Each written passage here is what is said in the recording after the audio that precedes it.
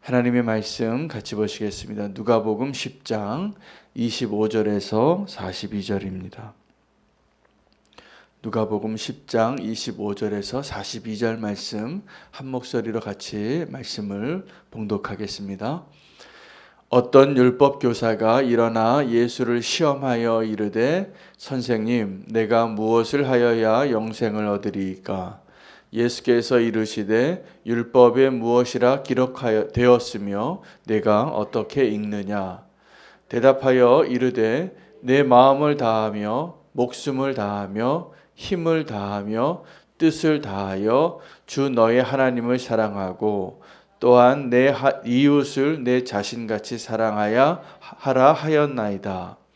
예수께서 이르시되 내 대답이 옳도다. 이를 행하라. 그러면 살리라 하시니 그 사람이 자기를 옳게 보이려고 예수께 여짜오되 그러면 내 이웃이 누구니까? 예수께서 대답하여 이르시되 어떤 사람이 예루살렘에서 여리고로 내려가다가 강도를 만나매 강도들이 그 옷을 벗기고 때려 거의 죽은 것을 버리고 갔더라.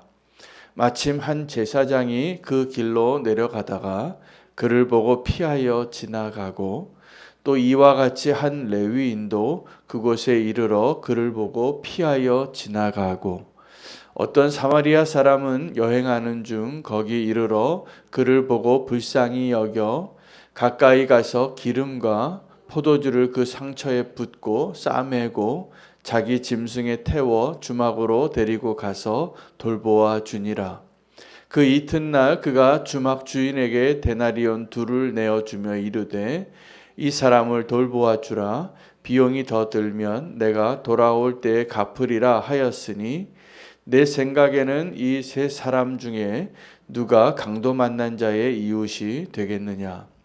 이르되 자비를 베푼 자니이다. 예수께서 이르시되 가서 너도 이와 같이 하라 하시니라.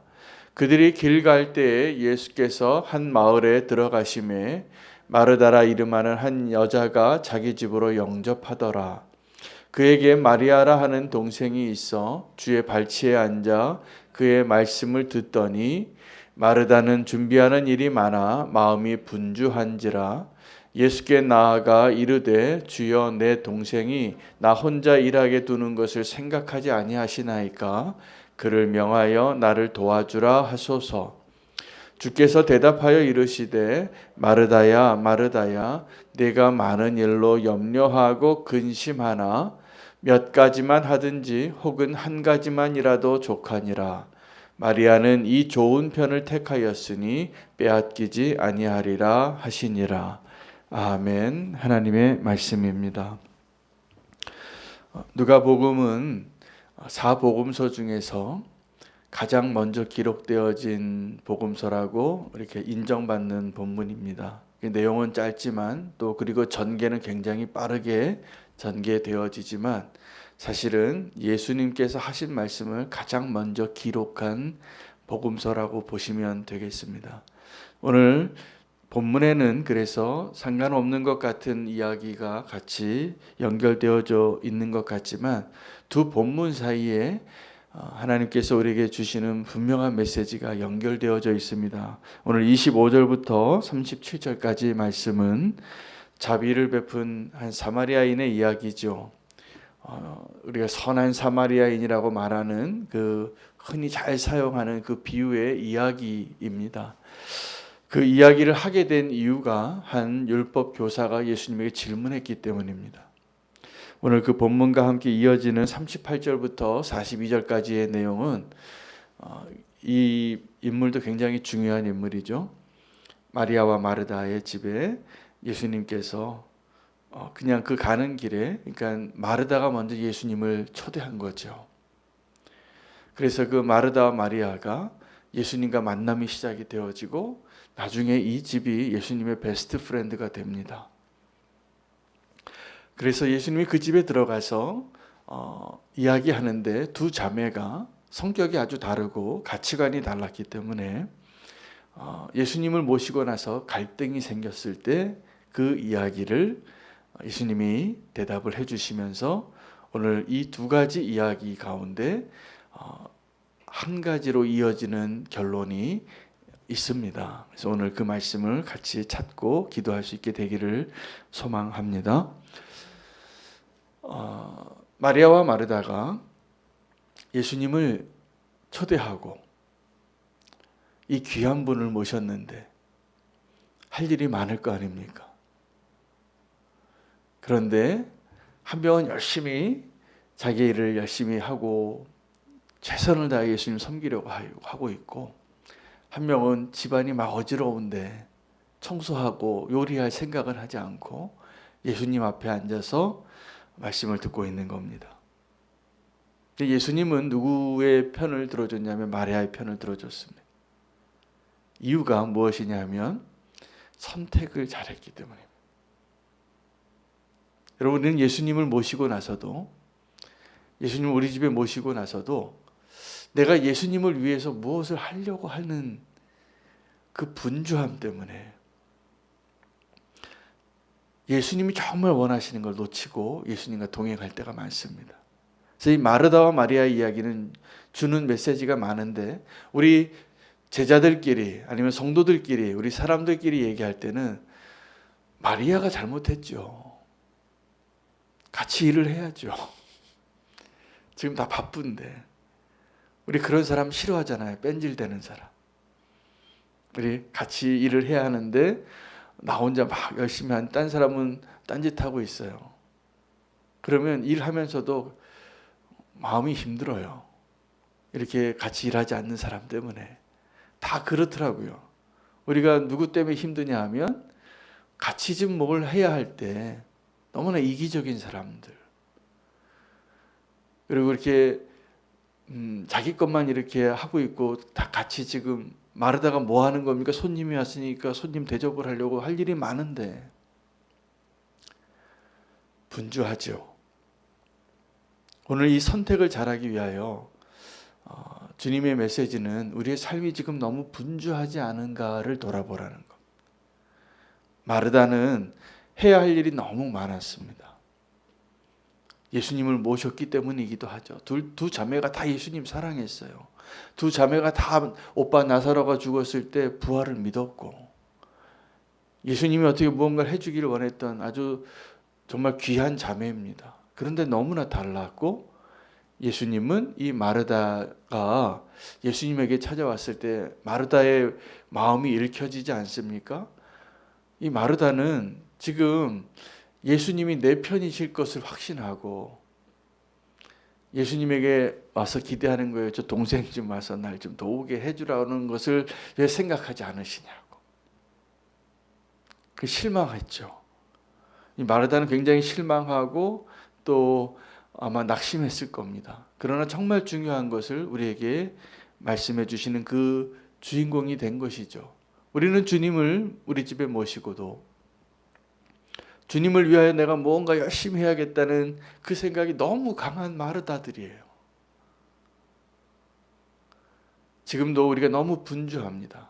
여러분, 이 분주함이 무엇을 선택해야 하는 것이 오늘 그 앞에 소개되어지는 사마리아인의 그 비유에서도, 여러분 그 세 명의 이야기를 하면서 그 강도 만난 사람이 누가 진짜 이웃이냐라고 물으셨을 때 제사장이 지나갑니다. 바쁜 일이 있었겠죠. 율법 교사가 또 지나갑니다. 더 중요한 일이 있었겠죠. 그러면 사마리아인은 그 강도 만난 사람을 가서 도왔는데 바빴을까요? 안 바빴을까요? 그 사람은 바빴습니다. 뭘 보면 아냐면 그 강도 만난 사람을 여관에다 맡기고 2데나리온을 주면서 내가 내일 꼭 떠나야 될 일이 있는데 갔다가 다시 오겠다 하고, 만약에 돈이 더 들면 내가 그것을 갚겠다고 잘 보살펴 주라고. 다 바빴는데 그 바쁜 가운데 예수님 앞에 앉아있는 마리아와 그 강도 만난 사람을 도왔던 사마리아인은 좋은 선택을 한 것입니다. 여러분 오늘도 마찬가지입니다. 한 주를 시작하면서 오늘 이 기도의 자리에 오늘 평소보다 조금 더 나오셔서 제가 마음이 기뻐요. 근데 좋은 선택을 하신 겁니다.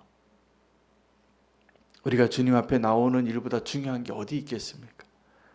다른 일 다 바쁜데 더 중요한 일 많다고 생각되어질 일들 많은데 주님 앞에 나와서 이 우선순위를 정한 거 분명히 오늘 마리아가 되신 거라고 믿습니다. 오늘 분명히 선한 사마리아인의 선택이라고 믿습니다. 다 바쁘지요. 그러나 우리가 주님을 먼저 선택하는 자가 우리 나머지 일들이 급해서 나머지 일들이 중요해서 지나치잖아요. 돕고 싶은 마음이 있었을 거예요. 그 제사장도 그 레위인도 돕고 싶은 사람 마음이 있었겠죠. 그러나 그가 돕지 못하고 지나간 거예요. 여러분 오늘 하루를 내가 도와야 할 사람을 또 내가 만나야 할 예수님을 그 말씀 앞으로 나아가는 그 일을 나의 우선순위로 먼저 하시기를 축복합니다. 오늘 그 분주함 가운데 내가 주님을 더 중요하게 여기고 저 강도 만난 자를 돕는 것이 더 중요하다고 여기고 그 일을 행할 때 정말 소중한 일을 할 수 있고요. 사실은 우리가 지금 중요한 것 같이 보이는 일들, 우리를 너무나 분주하게 만드는 일들, 왜 그렇게 바빠졌는가를 생각해 봐야 합니다. 왜 그렇게 바빠졌을까요? 우리의 우선순위가 잘못되면 바빠집니다. 급한 일이 많아지고. 여러분, 근데 우리가 정말 중요한 것을 하나님을 먼저 우리의 우선순위로 두고 우리에게 정말 소중한 것을 후회 없이 먼저 그것을 하게 되면 지금 중요하게 보이는 것들이 바뀌어요. 분주해지지 않게 됩니다. 오늘 무엇을 선택해야 하는가가 왜 중요하냐면 오늘 이 이야기에 먼저 시작되어진 이 한 율법 교사죠. 이 율법 교사가 두 번의 질문을 합니다. 그런데 이 첫 번째 질문은 뭐라고 예수님을 찾아와서 질문을 했냐면 선생님, 내가 무엇을 행하여야 영생을 얻으리까? 25절입니다. 네, 이 참 좋은 질문인데 의도가 나와 있어요. 예수님을 시험하여 보려고. 근데 이 예수님을 시험하여 보려고는 이것은 그 광야에서 예수님이 시험 받을 때처럼 유혹하거나 그렇게 미혹하려고 하는 것이 아니라 이 율법 교사는 여기서 시험하여 보려고 한 그 질문은 자기가 아는 걸 질문한 겁니다. 그러니까 질문하는 사람이 궁금해서 몰라서 묻는 게 있고요. 이 질문하는 사람이 저 사람이 이걸 알고 있나 확인하려고 묻는 게 있습니다. 하나님도 그렇게 많이 질문하셨어요. 아담아, 네가 어디 있느냐? 몰라서 물으신 게 아니에요. 여러분, 우리가 질문을 할 때 이 첫 번째 질문은 그래서 두 번째 질문보다 훨씬 좋은 질문입니다. 첫 번째 질문은 그래서 제가 보기에는 좋은 질문이에요. 자기가 아는 것을 확인해 보려고 질문했지만 예수님께서 그의 의도를 알고요. 그러면 너는 율법 교사니까, 신학교 교수님이니까 네가 그럼 율법에는 뭐라고 기록이 되었는지 한번 말해보라고 다시 묻습니다. 그래서 그가 자기가 잘 아는 대답이니까 대답을 해요. 하나님을 사랑하는데 어떻게 사랑을 하라고 했냐면 목숨을 다하여 마음을 다하여 힘을 다하여 뜻을 다하여 주 너의 하나님을 사랑하고 내 이웃을 내 자신같이 사랑하라. 요약을 정답을 완벽하게 이야기했습니다. 여러분, 우리가 하나님 사랑할 때 내 목숨 다하여 사랑하지 않는 것, 마음 다하여 내 뜻을 다하여 사랑하지 않고요. 하나님을 사랑해요. 옆에 우상도 두고. 그래서 문제인 거예요. 그래서 율법은 뭐라고 말하고 있느냐? 무엇을 행해야 영생을 얻느냐고 구원에 대한 질문했거든요. 그 내용이 굉장히 좋은 질문이죠. 오늘 우리가 이 질문 앞에 주님 음성 들을 수 있어야 됩니다. 우리가 무엇을 행하여야 영생을 얻는지. 율법의 정답은 이 율법 교사가 정답을 요약했어요. 잘 대답해 줬어요. 두 가지죠. 하나님을 사랑하는데 내 몸을 마음과 뜻과 정성과 목숨을 다하여 나의 모든 걸 다하여 사랑하라. 하나님을. 또 하나는 내 이웃을 사랑하라. 이웃 사랑은 하나님 사랑의 증거입니다. 근데 조건이 하나 있어요. 내 자신을 사랑하는 것 같이 내 이웃을 사랑하라. 두 가지 사랑의 방법을 잘 요약했습니다. 이웃 사랑은 어떻게 해요? 내 몸과 같이 이웃을 사랑하고, 하나님을 사랑하는 건 어떻게 사랑합니까? 네, 마음을 다하여 목숨을 다하여 뜻을 다하여 힘을 다하여 나의 최선을 다하여 하나님을 사랑하라는 것입니다. 정답을 잘 이야기하면 여기서 끝났어야 됩니다. 그리고 예수님이 맞다고 하니까 예수님의 말에 귀를 기울여야 되는데 두 번째 질문이 문제예요. 두 번째 질문이 29절에 소개됩니다. 그 사람이 자기를 옳게 보이려고 이번에 물었어요. 그러면 내 이웃이 누구냐? 아마 그는 자기 이웃에게 사랑을 베풀며 도리를 다하며 살았던 사람 같아요. 그래서 내 이웃이 누구냐 물어보시라. 다 내가 그들을 얼마나 사랑했는지, 내가 얼마나 그들에게 최선을 다하면서 여태까지 은혜를 베풀며 살아왔는지 다 대답해 줄 거라고 믿었던 겁니다. 자기를 옳게 보이려고 하니까 지금 내 이웃이 누구냐고 물을 때 그 사람은 적어도 대단한 사람이에요. 이 사람이 자기 주변에 자기 이웃에게 정말 자기 같이 사랑한 거예요. 자기 이웃에게. 여러분, 어떤 사람이 이웃을 어떻게 사랑하는가 보면요, 그냥 뭐 조그만 거 조금 생긴 거 보면 알아요. 그거 가지고 그렇게 잘 나눠요. 제가 그 나누는 거 보면서 저분이 참 사랑이 많으시구나. 그 사랑을 실천 안 하는 사람은 계속 뭔가를 받기만 원해요.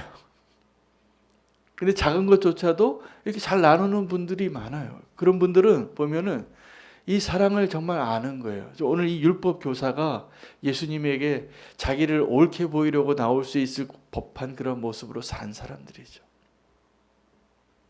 저는 이 율법 교사 참 훌륭한 사람이라고 생각해요. 이렇게 살기 어렵습니다.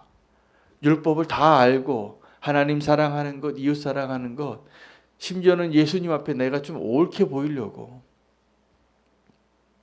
자랑할 만하잖아요. 근데 그 사람에게 예수님께서 오늘 이 본문이 마가복음에는 그 부자 청년으로 비유가 돼요. 이 대화가 아주 비슷한 대화가.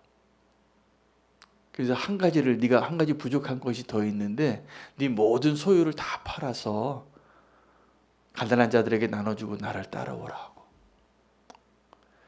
그 부자 청년이 베드로 될 뻔했는데 못 됐어요. 돌아간 거예요. 돌아갔는데 그 돌아간 그 청년을 향하여 부자가 천국에 들어가는 것이 이렇게 어렵다. 그런데 그 제자들에게 이야기해 준 이야기 가운데에서 예수님의 핵심은 그러므로 부자가 천국에 들어가는 것이 불가능하다가 아니라 사람에게 불가능한 것이 하나님에게는 가능하다 라는 결론을 우리가 잘 기억해야 합니다. 여러분, 하나님에게는 낙타가 바늘구멍에 들어가는 것이 가능한 거예요. 그러니까 우리가 어떤 사람을 보거나 어떤 상황을 보고 빨리 정죄하거나 판단하고 이거 안 된다고 그렇게 말씀하시면 안 됩니다. 하나님은 어떠한 사람도 바꾸실 수 있는 분이세요. 저와 여러분 같은 사람을 좀 바꿔서 이 자리에 앉혀 놓으셨잖아요. 기적 아닙니까? 저는 제가 지금 이렇게 주님의 말씀을 전하는 게 저는 제가 기적 같아요. 나 같은 죄인을. 여러분, 하나님은 우리를 그렇게 지금도 인도하시고 빚어가시고 새롭게 해주시고 계시는 분이신 것을 기억하셔야 됩니다. 불가능하지 않습니다. 불가능하지 않습니다. 하나님께서 그 말씀으로 오늘 이 완벽하게 자기를 옳게 보이려고 하는 이 부자 청년, 이 율법 교사, 옳게 행하며 하나님 율법을 다 지켰던 그 사람에게 이야기해 준 이야기가 선한 사마리아인의 비유예요. 근데 이 이야기는 우리가 다 아니까 다시 그 얘기를 할 필요는 없을 것 같고요. 이 질문이 뭐냐면 누가 내 이웃이냐라고 했던 그 질문에 예수님은 거꾸로 이 강도 만난 사람의 이웃이 누구냐라고 물으신 거예요. 그리고 자비를 베푼 자니다라고 이야기를 하게끔, 대답을 하게끔 예수님이 잘 가르쳐 주신 거죠. 그리고 나서 예수님이 뭐라고 말씀하셨냐면 이제 가서 너도 이와 같이 하라. 여러분, 이 첫 번째 질문으로 돌아가 보셔야 됩니다. 이 율법 교사가, 이 부자 청년이 뭐라고 예수님에게 질문했습니까? 무엇을 행하여야 내가 영생을 얻겠냐고. 그 질문했잖아요. 그래서 예수님이 뭐라고 했냐면 이렇게 행하라. 너도 가서 이와 같이 하라. 무엇을 주시기 위한 명령이었습니까? 영생입니다. 이 질문은 이 율법교사는 내가 무엇을 행하여야 영생을 얻으리까 자신이 있었어요. 성경도 율법도 너무나 잘 알고 그의 삶도 너무나 온전했고, 그러나 그가 하지 못했던 게 뭐냐면 저 강도 만난 자를 돕는 일을 못한 거죠. 그가 할 수 없었던 게 뭐냐 하면 자기의 재산을 다 팔아서 가난한 자들에게 나눠주고 예수님을 따르는 게 어려웠던 거예요.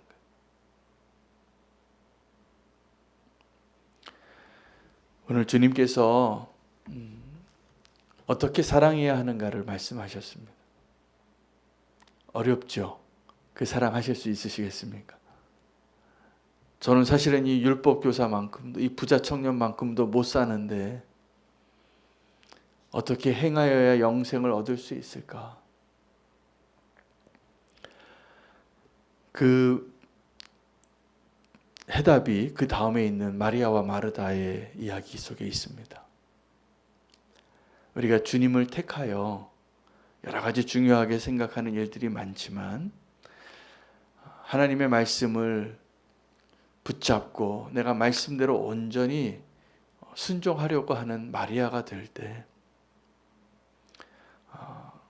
주님께서 우리에게 말씀하시는 그 일들을 주의 말씀대로 순종하고 그 일들을 온전히 그 일 가운데 오늘 마지막 절 42절 보면 몇 가지만 하든지 혹은 한 가지만이라도 족하니라 마리아는 이 좋은 편을 택하였으니 빼앗기지 아니하리라. 여러분, 저 여러분의 삶에 있어서 뭐가 더 소중합니까? 하나님이 더 소중하시잖아요. 그죠? 그걸 아는데도 왜 잘 안 됩니까? 왜 우리 자꾸 마르다가 됩니까? 왜 이렇게 자꾸 바늘길을 통과하는 부자 청년이 됩니까? 왜 자꾸 내가 옳게 보이려고 하는 질문 가운데 살아갑니까? 온전히 주님만을 나의 최우선으로 택하는 일에 실패하면 그렇게 됩니다. 오늘 우리가 이 말씀 붙잡고 내 인생의 내 삶의 가장 소중한 분이 예수 그리스도이고 하나님이 나에게 가장 소중한 분인 것이 분명해지면 내 삶의 다른 문제들이 다 해결될 거라고 제가 믿음으로 선포합니다. 분명히 그렇게 되실 겁니다.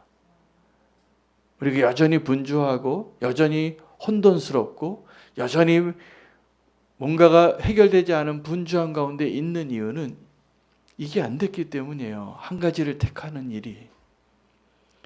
주님을 먼저 택하시기를 축복합니다. 오늘 이 율법 교사와 또 마리아와 마르다와 만났던 예수님의 이야기, 예수님께서 우리에게 무엇이 더 중요한지, 무엇을 선택해야 하는지 말씀해 주신 것이라 믿습니다. 오늘 말씀 붙잡고 하나님을 사랑하고 또 내가 사랑해야 할 자들을 향하여 나아가는 일을 선택하는 것을 미루지 아니하고 실패하지 아니하고 살아가는 축복된 하루가 되시기를 축복합니다. 오늘 말씀 붙잡고 기도하시겠습니다. 함께 기도할 것은 우리 홍경 목사님 둘째 시우가 오늘 30분 후에 수술이 시작이 됩니다. 오늘 기도 가운데 함께 해주시고, 시우가 얼굴에 반점이 굉장히 큽니다. 그래서 얼굴에 변형이 일어나지 않고 이제 앞으로 장성한 사람이 되어서도 우리 시우의 인생에 그것이 걸림돌이 되지 않고 축복의 흔적만 남을 수 있도록 또 하나님께서 잘 깨끗하게 치유해 주시도록 함께 기도해 주시기를 바랍니다. 우리 방선심 권사님 어머니 정화자 권사님이 요양원에 계신데 오미크론 확진이 되셨다는 소식을 들었습니다. 잘 회복되시도록 우리 정화자 권사님 위해서 기도하겠습니다. 어저께 서울역 쪽방촌 사역을 다녀오셨는데 다녀오신 분들이 은혜가 많았나 봅니다. 이것도 하나님이 우리의 발걸음을 인도해 주신 것이라 믿습니다. 자, 우리가 이제 오늘 이 선한 사마리아인이 되는 일, 우리가 이 일을 우선순위로 하지 않으면 이 일 못하고 삽니다. 그러나 이 일을 하나님 우리에게 주신 거라고 저는 믿고, 우리는 교회가 앞으로 또 4가지 마당에 해야 할 그 사명들을 잘 감당하는 일에 주님의 인도함을 잘 받을 수 있게 되기를 소망하며 그 쪽방촌 사역 앞으로 잘 이루어질 수 있도록 함께 기도해 주시기 바랍니다. 오늘 3가지 기도 제목, 홍시우 정화자 권사님 또 구제사역팀 사역을 위해서 함께 주의 이름 부르고 말씀 붙잡고 기도하겠습니다.